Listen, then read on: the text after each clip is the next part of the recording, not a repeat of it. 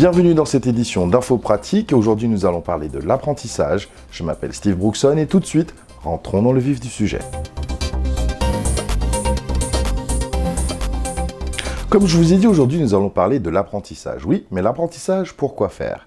Pour bénéficier d'une formation en alternance qui associe une formation pratique et concrète chez un employeur et des enseignements plus théoriques en lien avec ce qui est fait dans l'entreprise dispensée dans un centre de formation d'apprentis.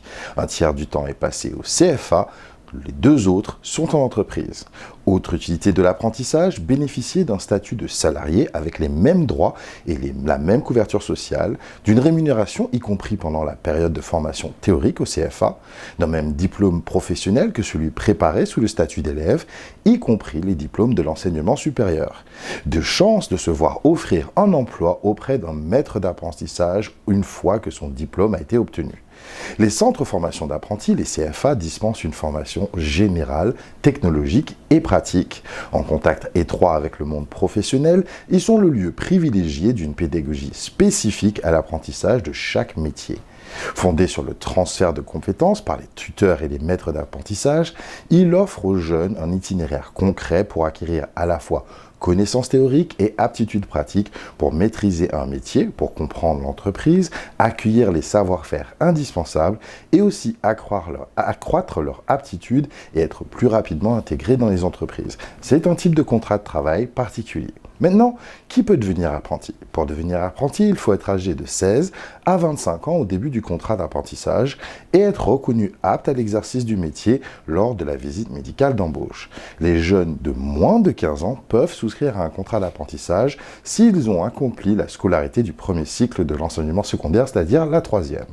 Les plus de 25 ans peuvent entrer en apprentissage sous certaines conditions, en particulier les jeunes handicapés. Les jeunes de 15 ans et plus, quelle que soit leur origine scolaire, peuvent être accueillis en centre de formation d'apprentis ou en lycée professionnel. Ils y suivent, sous un statut scolaire, une formation en alternance. Cette formation est dénommée Dispositif d'initiation au métier en alternance, alias DIMA.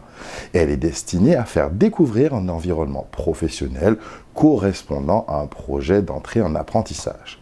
Mais quelles sont les démarches? Première démarche, rechercher une entreprise d'accueil.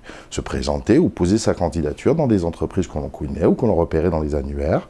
S'adresser aux chambres des métiers ou chambres des commerces et d'industrie.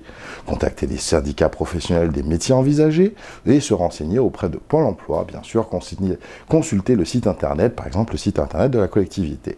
S'adresser au CFA dans lequel on envisage s'inscrire. Et bien sûr, la deuxième démarche, rechercher un centre de formation d'apprentis. Parfois, l'ordre des démarches est inversé. On peut d'abord trouver le CFA et celui-ci peut aider à trouver l'entreprise. Mais dans tous les cas, c'est si et seulement si on a signé le contrat d'apprentissage qu'on sera accepté au CFA. À noter, pour pouvoir aboutir, ces démarches doivent être engagées dès le mois de mars ou avril.